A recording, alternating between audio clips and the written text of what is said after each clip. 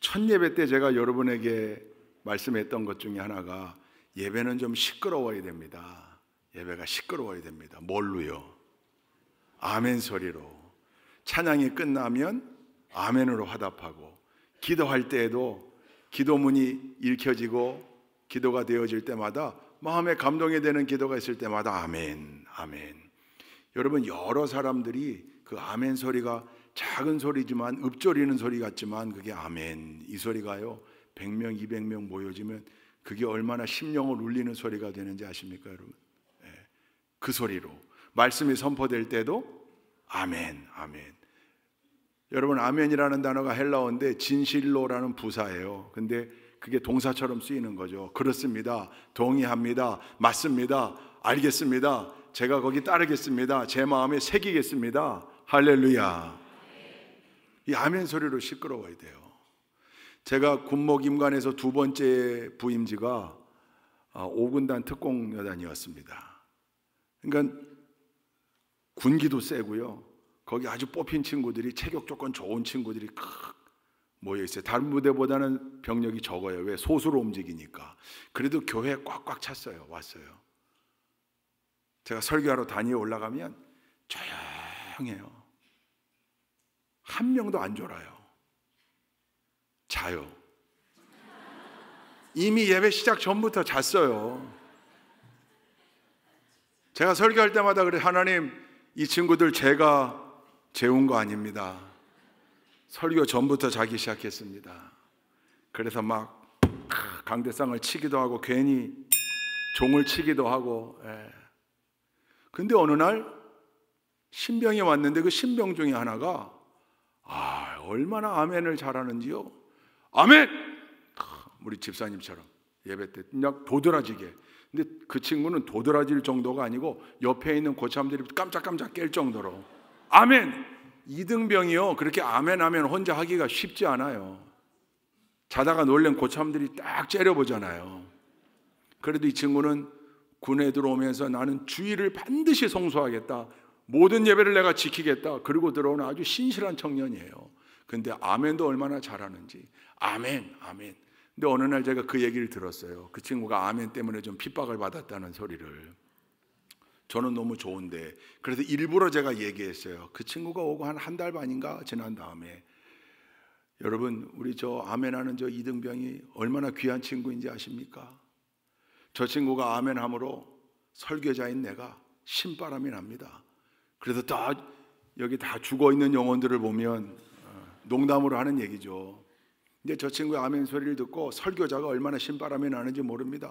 그래서 제가 더 열심히 설교할 수 있는 겁니다. 그 친구 괴롭히지 말라고. 근데 그날 주일 저녁 예배 때 연대장이었던 안수 집사님, 목사님 오늘 말씀 끝나고 제게 잠깐 광고 시간 주실 수 있겠습니까? 그렇게 하라고 불렀더니 앞에 나와서 오늘 아침 설교 때 담임 목사님께서 그 이등병의 아멘 소리 때문에 설교하는데 신바람이 났고, 그래서 말씀을 더 강력하게 전하실 수 있었다고 말씀하시는데, 그 목사님의 설교를 듣고 또 깨어있는 장병들이 은혜를 받고 무형의 전력, 전투력이 상승하고 부대가 승리하는 길로 갔으니 저 친구는 우리 부대에 위대한 기여를 한 친구이기 때문에 4박 5일 포상휴가증을 전달하겠다. 교회가 떠나갈 때, 여러분, 우리 병사들에게 포상휴가가 어떤 의미를 가지는지, 휴가가요, 휴가가. 야, 그 친구 나오라 그래서 정식으로 연대장이 전달한 분명한 포상의 의미가 있다, 그거죠. 설명을 쭉 하고 전달했어요. 이야, 그 다음부터 미치는 줄 알았네. 예배 때마다 얼마나 아멘을 했었는지. 근데 여러분, 이게 말입니다. 아멘! 이때는 아멘 하는 거 아닙니다. 근데 무조건 아멘, 아멘. 얼마나, 그게 약효가 한 3개월 가더라고요. 얼마나 시끄러운지. 근데 그 아멘 하려면 여러분, 졸면서 아멘 할 수 있습니까? 깨어 있어야죠. 예배 분위기가 포상휴가증을 한 장 드려야 되는데. 오늘 특별히 아멘 하신 두 분에게는 점심 식사를 제공하도록 하겠습니다. 특별히 맛있는 미역국으로 제공해 드리도록 하겠습니다. 그 친구들이 아멘의 의미를 새롭게 새기고 아멘 하는 거예요. 여러분, 제가 흑인교회 예배에 참석했다가 그렇게 감명받고 은혜 받고 한 이유가 여러 가지가 뭐 뜨거운 찬양, 막 몸을 흔들면서 정말 행복하게 기쁘게 그렇게 찬양하는 모습뿐만 아니라 얼마나 말씀에 집중하는지요. 아멘이 끊이질 않고요. 끙끙 알아요. 그 참석해 보신 분들은 알 거예요. 흑인들 특유의 이런 끙끙하는 소리가, 그러니까 그 말씀이 너무 나를 감사한다. 그 말씀이 너무 나를 너무 은혜롭다. 그걸 아멘 하고도 표현하지만 막 앓는 소리를 내요. 그게 곳곳에서. 여러분, 그런 반응이 나온다는 얘기는 깨어 있다는 얘기죠. 말씀에 집중하고 있다는 얘기죠. 여기서 보면 다 보여요. 지금 딴 생각하고 계신 분이 있는지 없는지, 말씀을 듣고 있는지. 여러분의 시선이 어디에 가 있어야 됩니까? 저하고 아이 컨택이 돼야 돼요. 설교자하고 아이 컨택이 쭉 아이 컨택이 돼야 돼요. 딴 생각하는 분은 절대로 설교자하고 아이 컨택이 될 수가 없어요. 저 중위층 혹시 관람 모드 아닌 거죠? 중위층에서도 예배자의 모습을 탁 지켜가며 예배드리는 분들 얼마나 귀한지 몰라요. 그게 중위층이 됐든 뭐 3층이 됐든 어디가 됐든 예배에 집중하기 위해서는, 특별히 선포되는 말씀에 집중한다는 건 설교자와 아이 컨택이 되고, 선포될 때 그 말씀이 내 마음을 때리고 내 심령을 때릴 때, 내가 그렇게 하겠다고 다짐되어질 때 언제나 아멘으로 화답하는 거죠. 할렐루야.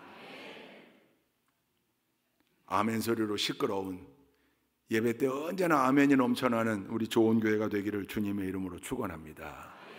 최근 몇 주 동안 설교를 하면서 법궤가 자주 등장하는 것 같아요. 오늘은 아예 말씀의 제목에 들어가 있습니다. 법궤 운송작전입니다. 법궤에 대한 말씀을 읽고자 할 때 여러분 팁을 하나 드리면 사무엘상, 사무엘하 두 곳에 6장을 보면 됩니다. 사무엘상 6장, 사무엘하 6장. 물론 그 외에도 법궤가 어마어마하게 많이 나오는데, 특별히 이 법궤가 이동하는 경로를 읽고자 할 때는 두 성경의 6장입니다. 중심이. 여러분, 법궤가 언제 만들어졌나요? 법궤가 언제부터 있었습니까? 이스라엘 백성이 출애굽할 때 법궤가 있었죠. 출애굽할 때. 그땐 법궤가 있을 리가 없죠. 그렇죠? 노예 생활하다가 지금 탈출해 나오는 건데 법궤가 어디 있겠어요? 홍해 건널 때 혹시 법궤가 있었나요? 없었어요. 여러분, 법궤가 언제 만들어졌습니까? 어디에서 만들어졌습니까? 시내 광야에서, 시내산 밑에 시내 광야에서, 지금의 이집트 시나이 반도입니다. 거기서 얼마 동안 체류했죠? 모세가 시내산에 40일 갔다 왔고, 이스라엘 백성들은 거기서 1년간 머뭅니다. 1년간 행군하지 않고 거기에 출애굽한 이스라엘 백성들이 홍해를 건너 시나이 반도에 도착해서 거기 1년, 정확히 말하면 11개월 20일 머뭅니다. 그 머물러 있는 기간 동안 중요한 두 가지 일을 했다고 제가 한 17번쯤 얘기한 것 같습니다. 뭐죠? 중요한 두 사건이 있었다. 첫 번째, 모세가 십계명으로 대표되는 율법을 하나님으로부터 받습니다. 드디어 하나님의 법을 공식적으로 받은 겁니다. 두 번째는요, 하나님 명령에 따라 뭘 만들어요? 뭘 건축해요? 성막을 건축해요. 하나님 명령하셨어요. 명령만 했습니까? 설계도를 다 주셨어요. 성막을 만드는데 그 성막 속에 들어갈 성구 가운데 가장 중요한 성구, 성물이 뭡니까? 그게 법궤예요. 성막 자체가 하나님 임재의 상징이지만 더 좁히면 법궤 위에 두 구름 날개 사이 법궤 뚜껑, 속죄소, 거기 하나님이 임재하시겠다고 한 거예요. 그러니까 법궤는 하나님인 거예요. 법궤, 언약궤, 증거궤, 여호와의 궤, 여러 가지 표현으로 성경에 나와요. 그게 다 하나님 임재의 상징인 거죠. 그래서 그때부터 그것을 만든, 그때로부터, 즉 출애굽 2년 때에 그걸 만들고 그때부터 본격적인 광야 행군을 시작하는데 늘 뭐가 앞장섰다고요? 법궤가 앞장선 거예요. 성막이 앞장섰다 이렇게 표현하는데 더 자세하게 말하면 법궤가 앞장선 거예요. 40년 광야 생활 가운데 늘 법궤 앞세웠습니다. 요단강을 건너갈 때 법궤를 맨 제사장들의 발이 요단강물에 들어가자마자 요단강이 멈춰섰다 그랬습니다. 늘 법궤가.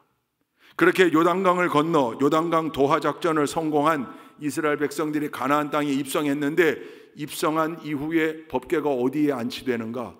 베이스 캠프가 길갈에 차려졌다고 그랬잖아요. 길갈에. 그러니 당연히 성막이 거기에 차려진 거죠. 거기 있습니다. 성경을 읽어보면 그렇게 길갈에 있다가 실로로 갔다가 에베네셀로 갔다가 블레셋과의 전투에서 아벡 전투에서 뺏겨가지고 아벡으로 아스돗으로 법궤의 이동 경로가 성경에 쭉 나와요. 결국은 여러분, 법궤가 이스라엘 백성들이 이미 경험했잖아요. 광야에서 경험했잖아요. 법궤를 들고 나갈 때마다 하나님이 늘 동행하시고 함께 하시고 이방 민족과의 전투에서 승리케 하셨고, 법궤를 안치하고 베이스캠프를 중심으로 하나님의 명령을 받아 가나안 정복 전쟁 다 승리했고, 땅을 정복했고, 거기 정착했고, 주변에 계속 괴롭히는 이방 민족과의 전투 때마다 특히 가장 그때 당시 괴롭혔던 민족이 블레셋인데, 블레셋과의 전투할 때마다 법궤를 앞세우고 나간 거예요. 그때마다 연전연승이에요. 왜? 하나님이 함께 하시니까. 할렐루야. 근데 이제 이게 변질되게 되는 거예요. 어떻게 변질되느냐? 여러분, 법궤가 신통력이 있는 거예요? 하나님께 능력이 있는 거예요? 다윗이 어디로 가든지 여호와께서 이기게 하셨더라. 할렐루야. 너무너무 좋아하는 말씀 가운데 하나예요. 흥분되지 않나요? 정 목사가 어디로 가든지 여호와께서 이기게 하시니라. 할렐루야. 너무 좋잖아요. 하나님이 이기게 하시는 거예요. 근데 시간이 지나면 지날수록 법궤를 가지고 나가야 이기고 하니까 이 법궤가 무슨 신통력이 있는 도깨비 방망이 상자인 것처럼 오해하기 시작했어요. 마치 부적인 것처럼. 법궤에 능력이 있는 게 아니에요. 거기 하나님이 임재하시니까 능력이 있는 거예요. 여러분, 십자가 목걸이 아름답게 아름다움을 주면서도 거기 십자가라는 심볼, 이게 뭐예요? 하나님의 사랑과 예수 그리스도의 은혜를 나타내는 상징이잖아요. 그 십자가 자체에 능력이 있나요? 그게 부적인가요? 아니잖아요. 그렇게 생각하면 안 되는 거죠. 그 십자가가 그게 금이에요. 그게 쇠예요. 그게 나무예요. 그냥. 근데 그게 상징하는 것, 하나님의 놀라운 사랑과 예수 그리스도의 십자가 대속의 은혜와 우리의 구원, 영생을 상징하는 거죠. 심볼이니까 십자가를 볼 때마다 하나님의 은혜와 사랑을 묵상하게 되니까 중요한 건데, 마치 십자가를 부적인 것처럼 여기면 그건 안 되는 거죠. 똑같은 우를 범한 거예요. 그러니까 하나님께서 내가 이기게 해줬더니 법궤의 신통력이 있다고 믿는 거야 니들? 그럼 한번 져봐. 그래서 블레셋과의 전투에서 져요. 블레셋은 나갈 때마다 졌거든요. 이스라엘과의 전투에서. 분석해 보니까 쟤네가 그렇게 담대하게 싸우는 이유가 저 법궤에 있는 것 같은 거예요. 저것만 뺏어오면 이길 것 같은데 어느 날 아벡 전투에서 이스라엘을 물리치고 법궤를 가져와요. 이제 다 끝났다 생각한 거죠. 우리가 이제 이스라엘을 완벽하게 이길 수 있다. 그리고 그 법궤를 어디에 갖다 놓냐면 블레셋이 섬기는 다곤 신전에다 갖다 놔요. 우리의 신 다곤이 이스라엘의 신 야훼를 이겼다, 이렇게 착각한 거죠. 법궤를 다곤 신전에 갖다 놓는 순간부터 다곤 신상 무너지고 부러지고 독종이 창궐하고 재앙이 생깁니다. 이게 웬일인가? 술사들을 불러서 물어봤더니 저 법궤 때문이라고 얘기해요. 점장이들이 아는 소리 한다니까요. 아는 소리 해요. 야, 그러면 법궤를 어떻게 해야 되겠네? 저거 빨리 돌려줘야 됩니다. 이스라엘로. 그래서 이스라엘로 돌려주는 장면이 사무엘상 6장에 나와요. 그게 기럇 여아림. 한번 읽어볼까요? 사무엘상 6장에 다 기록되고 이제 7장으로 연결되는데 1절과 2절만 한번 읽어보겠습니다. 시작. 기럇 여아림 사람들이 와서 주님의 궤를 옮겨 언덕에 있는 아비나답의 집에 들여놓고 그의 아들 엘리야사를 거룩히 구별해 세워서 주님의 궤를 지키게 하였다. 그가 기럇 여아림에 머문 날로부터 약 20해 동안 오랜 세월이 지났다. 이 기간에 이스라엘의 온 족속은 주님을 사모하였다. 거기 6장 보면 베세메스라고 하는 지명도 나오고 여기 기럇 여아림이라는 지명이 나와요. 오늘 우리가 읽은 본문 2절 거기 보면 원래 개역 개정에는 바알레유다 그랬고 지금은 유다 땅 바알이라고 돼 있나요? 바알레라고 돼 있죠. 여러분 이 같은 지명이에요. 기럇 여아림이 바알레유다예요. 거기 아비나답의 집에 법궤를 임시 안치합니다. 근데 법궤가 거기 있으면 안 돼요. 어디에 있어야 돼요? 예루살렘에 가 있어야죠. 하나님의 도성, 아직 성전이 세워지진 않았지만 거기 가 있어야죠. 그게 다윗의 소원이었어요. 그래서 다윗이 우여곡절 끝에 왕이 된 다음에 어느 날 법궤가 기럇 여아림 바알레유다에 있는 게 옳지 않다. 그 법궤를 예루살렘으로 모시고 오자. 그래서 법궤 운송 작전이 시작됩니다. 오늘 우리가 읽은 본문이에요. 법궤 운송 작전이 2차로 이어져요. 1차는 실패, 2차에 가서 성공이에요. 대강의 줄거리가 이래요. 말씀해 보니까 다윗이 이를 위하여 3만 명의 정예 용사를 뽑아 호위하게 하고 어마어마한 군악대를 세워 연주하게 하고 화려한 새 수레를 준비해서 거기에 법궤를 싣고 예루살렘으로 이동하는 중에 그만 수레를 끌던 소들이 나곤의 타작마당을 지날 즈음에 길길이 날뛰기 시작해서 법궤가 떨어질 것 같으니 동행하던 아비나답의 아들 우사가 법궤를 붙잡습니다. 너무도 당연한 일인 것 같은데 그 자리에서 우사를 죽입니다. 하나님이. 축제 같았던 국가적 대행사가 한꺼번에 찬물을 끼얹은 듯 중단되죠. 다윗은 화를 냈다 그랬습니다. 그리고 예루살렘으로 돌아갑니다. 법궤를 어떻게 합니까? 결국 가드 사람, 블레셋 사람인 거예요. 이방 민족 오벳 에돔의 집에 임시로 갖다 놨는데 다들 두려워했던 법궤를 모셔왔던 오벳 에돔의 집에 어마어마한 축복이 임하게 되고 그 놀라운 축복이 얼마나 컸던지 예루살렘에까지 소문이 나서 다윗 귀에 들어가고 다윗이 그 소식을 듣고 기뻐하여 하나님의 축복, 그렇다면 법궤를 다시 모셔오자.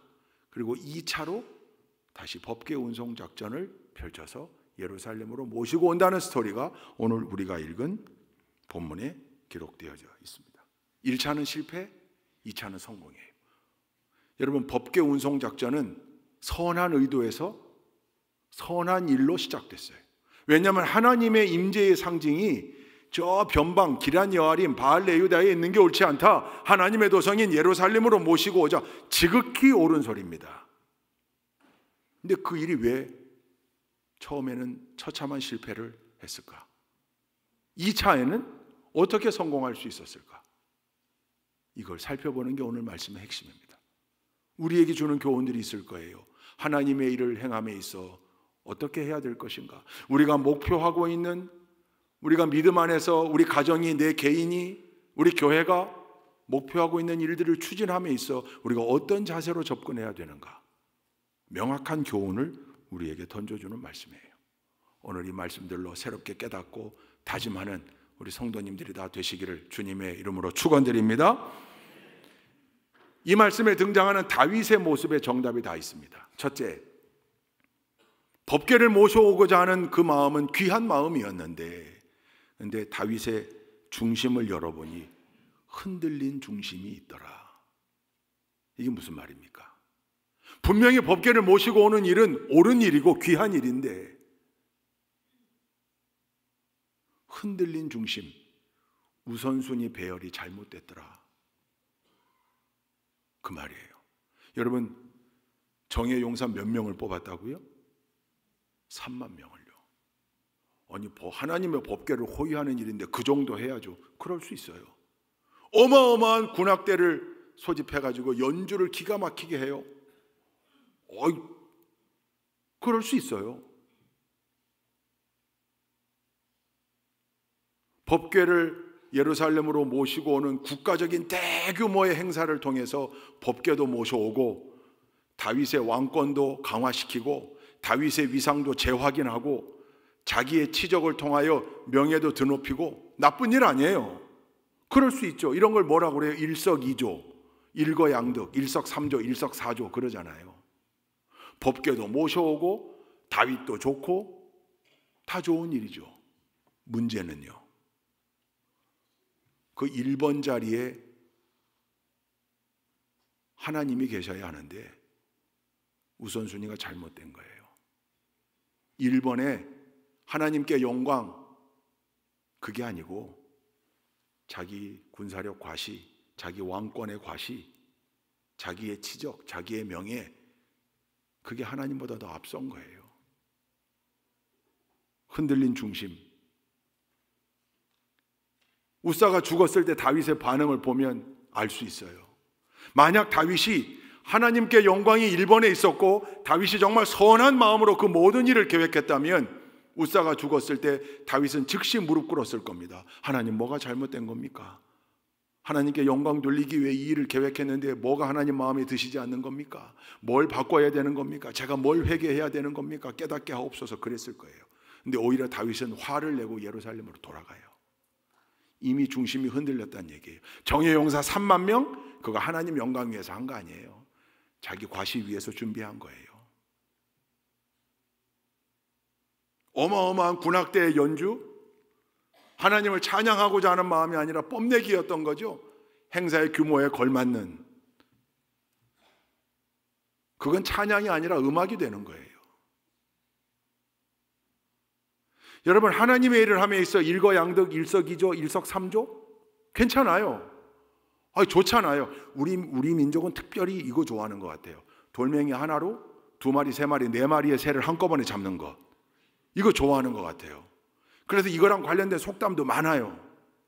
꼭 먹고, 도랑치고, 누이 좋고, 마당 쓸고, 동전 줍고, 님도 보고, 뽕도 따고, 너무 많아. 그러니까 작은 에너지를 들여서 많은 열매를 얻는 거 특별히 좋아하는 것 같아요. 돌멩이 하나로 한 3-4마리 새를 함께 잡는 것 좋죠. 문제될 거 없어요. 괜찮아요. 좋은 일이에요. 우리도 교회 일을 하면서 교회를 했을 때 이것만 생각하고 했는데 하다 보니까 이런 열매도 열리고 이런 열매도 열리고 이런 열매도 열렸네요. 얼마나 좋아요. 그게 왜 나쁜 일이에요? 문제는 우선순위가 어떻게 되어 있냐는 거예요. 우선순위가 1번이 하나님께 영광 맞냐? 그래야 2번, 3번, 4번이 열리는 거예요. 하나님께 온전히 영광 돌리기 위하여 이 일을 진행했더니 하나님이 우리가 미처 생각하지도 못했던 이런 열매, 이런 열매, 이런 열매도 허락하셨더라. 할렐루야. 근데 이건 그게 아니고 자기 영광 위하여 일을 하려고 했다가 그 일이 중단되어 버리고 마니까 모든 거 다 스탑시켜 놓고 가버렸어요. 여러분, 마땅히 해야 될 일이라면 어려움이 있어도 해야죠. 여러분, 마땅히 해야 될 일이라면 반대가 있어도 해야 되는 거예요. 그게 하나님의 일이라면 다윗에겐 그럴 마음이 없었어요. 흔들린 중심. 저와 여러분들이 빠지기 쉬운 오류, 특별히 목회자들이 넘어지기 쉬운 오류.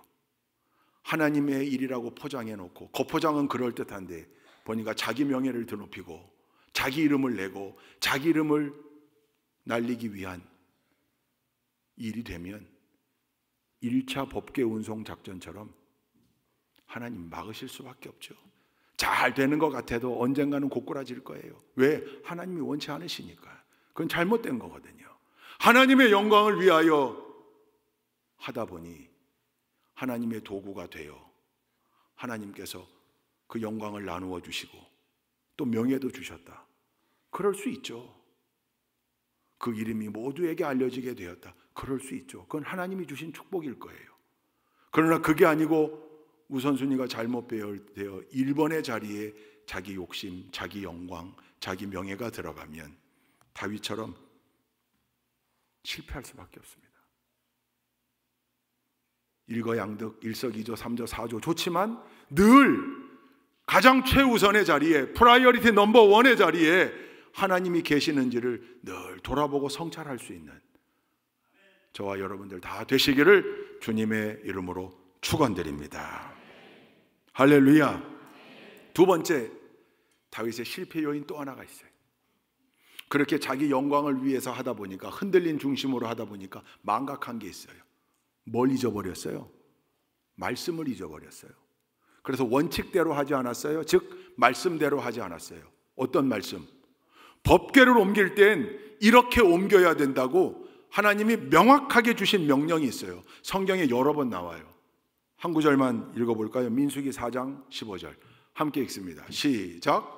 진 이동을 앞두고 이렇게 아론과 그의 아들들이 거룩한 물건들과 그 물건에 딸린 모든 기구를 다 쌓아놓으면 비로소 고앗 자손이 와서 그것들을 둘러매고 간다. 이때에 거룩한 물건들이 그들의 몸에 닿았다가는 죽는다. 이처럼 회막의 거룩한 물건들을 옮기는 일은 바로 고앗 자손이 맡는다. 명확해요. 누가 옮겨야 돼요? 고앗 자손이. 어떻게 옮겨야 돼요? 어깨에 메고 옮겨야 돼요. 여러분, 광야 40년 동안 법궤를 수레에 실어본 적이 없습니다. 이 다윗의 선조들은 명확한 명령이었거든요. 성막을 건축하라고 명령하면서 동시에 주셨던 말씀이에요.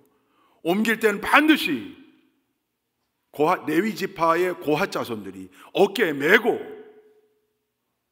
옮겨야 한다. 명확했어요. 이걸 정면으로 위반한 거예요. 말씀을 지키지 않은 거예요. 분명한 원칙과 말씀이 있었음에도 불구하고 위반했어요. 몰라서 그랬을까요? 아닐 거예요. 분명히 알았을 거예요. 근데 어깨에 매는 것보다 화려한 새 수레에 실는 게 보기에도 좋고 왕이 주관하는 행사의 위상에도 맞고 더 편리하고, 그러니 그거 택한 거예요. 지혜로운 선택입니까? 아니요, 틀린 선택입니다. 이건 명확하게 틀린 선택입니다. 편하고 좋잖아요. 여러분, 신앙생활의 본질이 여기에 있습니다. 신앙생활은 법궤, 하나님의 말씀을 어깨에 메고 걸어가는 삶입니다. 힘들어요. 요즘 현대 크리스찬들이 하는 말 가운데 가장 많은 신앙생활의 표현이 뭡니까? 부담 없이 신앙생활, 부담 없는 교회생활. 그런가요? 이건 형용 모순이에요. 부담 없는 신앙생활은 존재하지 않아요. 그 부담으로 안 느끼고 영광으로, 기쁨으로 알고 하는 분들이 있지만, 그럼에도 불구하고 본질적으로 놓고 보면 신앙생활은 늘 부담 있는 생활이에요. 누구든지 나를 따라오려거든 자기를 부인하고 날마다 제 십자가를 지고 나를 쫓을 것이니라. 십자가를 지는 삶이에요. 예수님의 제자가 되는 삶은. 힘들어요. 땀이 나요. 그러니까 그 십자가를 자꾸 줄이려고 해요.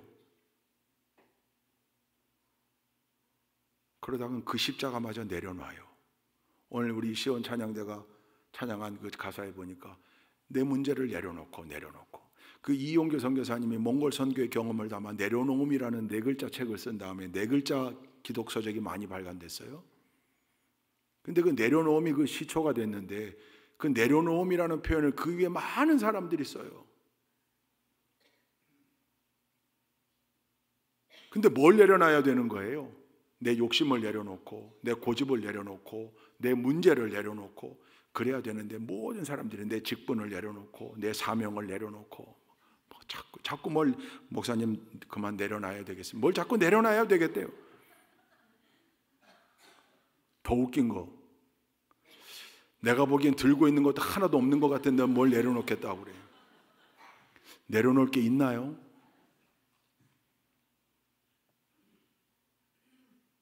여러분, 십자가를 지는 삶이 신앙생활이라고 한다면, 신앙생활은요 본질적으로 부담스러운 생활이에요.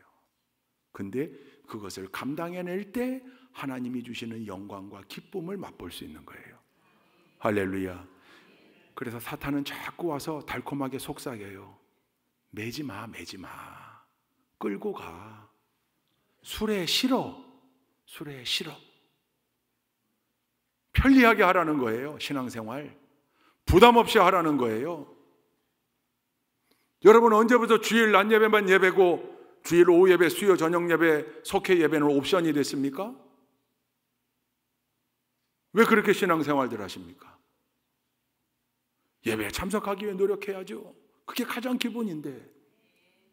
하나님이 하라고 명령하신 기본적인 헌신 왜 외면하고 있습니까? 하나님이 축복으로 부어주시겠다고 약속하시는데도 왜 그 말씀에 귀 막고 외면하고 있습니까? 왜 실행하지 않습니까? 부담스럽죠. 부담스러워요. 결단하고 할 때 거기 역사가 있는 거예요.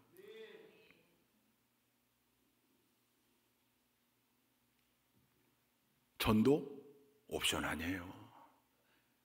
태신자 운동, 비대면 전도 프로젝트 하면 좋고 안 해도 그만이고 아니에요. 우리 모두가 해야 되는 일이에요. 신앙생활에는 힘든 요소들이 많아요. 그러니 자꾸 사탄은 와서 속삭여요. 힘들지? 매지 마, 매지 마. 끌고 가, 끌고 가. 지혜로운 것 같죠? 아니요. 틀린 거예요. 그건 다른 게 아니에요. 틀린 거예요. 그러니 매야 되는 거예요. 근데 다윗은 새술에 화려하게 만들어서 거기에 실었어요.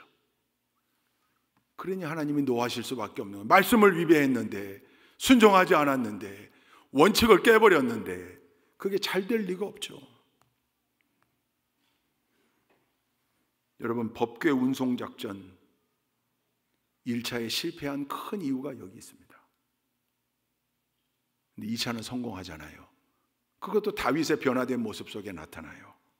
두 번째 법궤 운송작전에서는 다윗이 완전히 다른 모습을 보이거든요. 첫째, 정예 용사 3만 명이 어디 갔는지 없어요.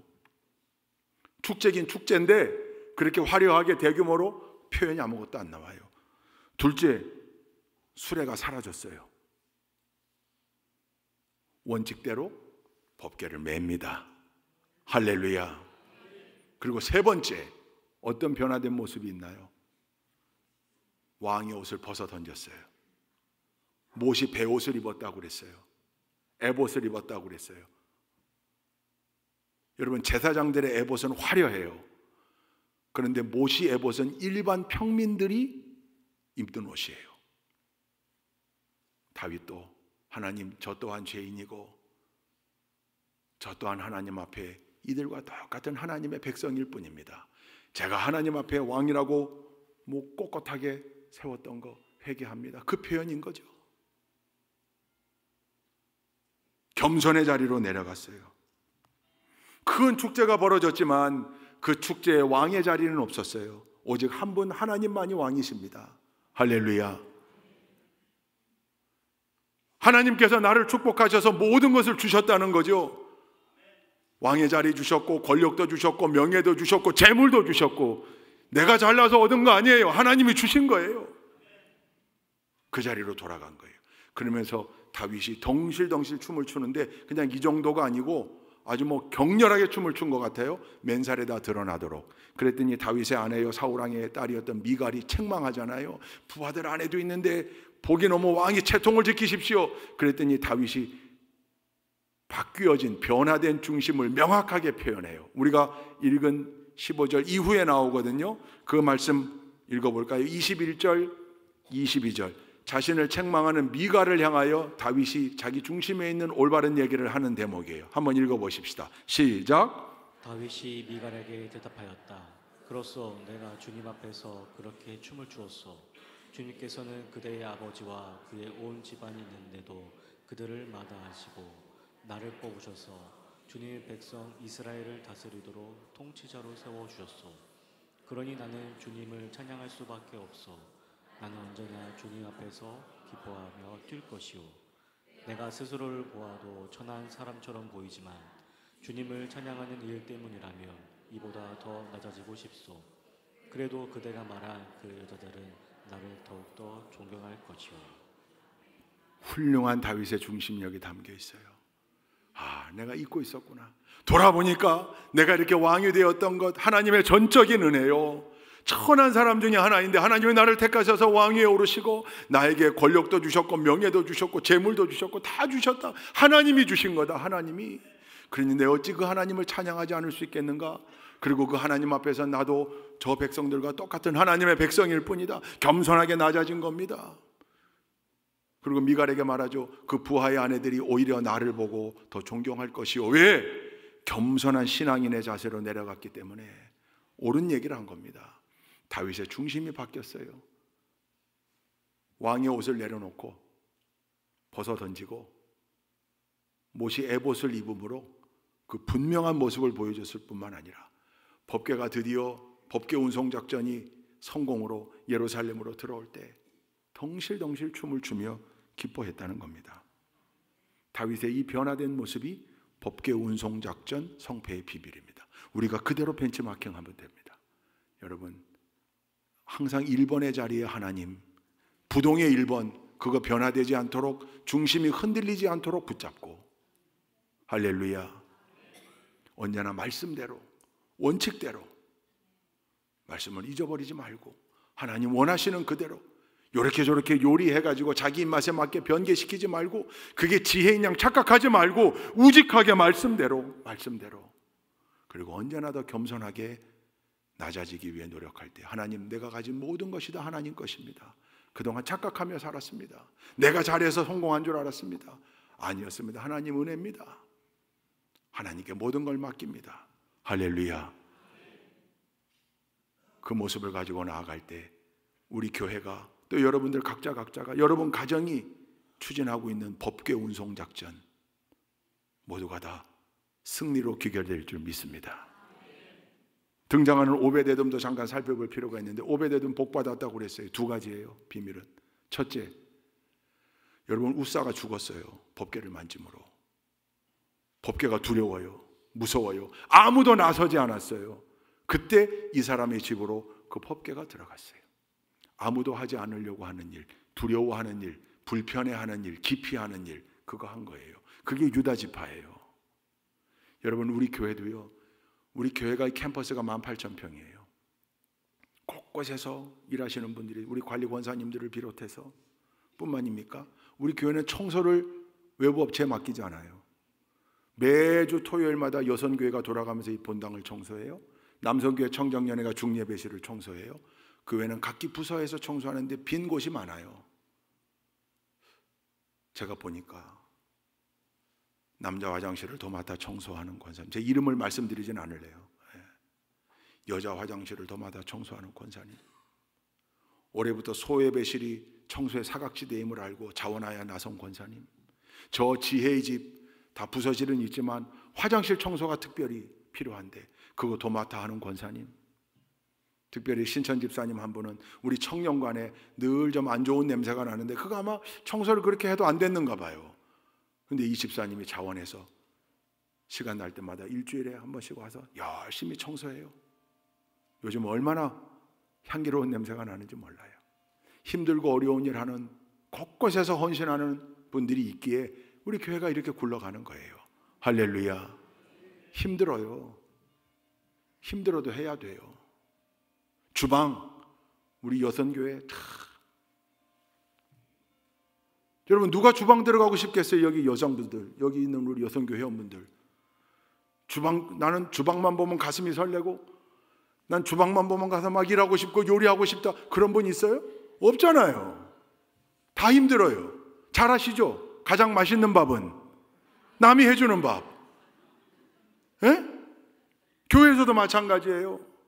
주방 들어가기 싫어해요. 그래도 해야 돼요. 아니, 본인은 안 하면서 먹기만 한다고 그러면 그거 안 되잖아요. 근데 그 정도가 아니라 늘 주방에 들어가서 봉사하는 분들이 있어요. 안타까운 건 평균 연령이 70대가 가까워요. 이제 그 전통이 내려와야 돼요. 필요하면 들어가야죠. 필요하면 땀 흘려야죠. 근데 여자만 할 일은 아니죠. 옆에서 도와야 되는 남자들의 손길이 필요해요. 남들이 힘들어하는 것, 안 하려고 하는 것, 기피하는 것, 그러면 그거 제가 하겠습니다. 여러분, 그때 오베데돔과 같은 위대한 축복이 임할 줄로 믿습니다. 두 번째는, 두말하면 잔소리지만 뭘 모신 거예요? 법궤를 모신 거예요. 하나님을 모신 거예요. 하나님의 임재가 그 가정에 석 달 동안 있었는데 그 가정이, 그 자녀들이 복을 받지 않고 배견하겠습니까? 하나님의 놀라운 축복이 거기 임하는 거죠. 하나님 말씀대로 살려고 가정 중심에 하나님의 말씀을 모셨어요. 하나님 임재를 모셨어요. 할렐루야. 오베데돔은 축복의 대명사가 됐습니다. 우리 좋은 교회 모든 성도님들이 변화된 다윗의 모습처럼 앞장서 힘든 일, 어려운 일 마다하지 않았던 오베데돔의 모습처럼, 하나님을 가정에 모신 오베데돔처럼 여러분 위대한 축복의 주인공으로 사실 수 있기를 주님의 이름으로 축원드립니다. 좋으신 하나님, 법궤 운송작전의 모습을 바라보며 우리 신앙의 모습을 돌아봅니다. 깨달은 대로 실천할 수 있도록 인도하여 주옵소서. 예수 그리스도의 이름으로 기도 올리옵나이다. 아멘.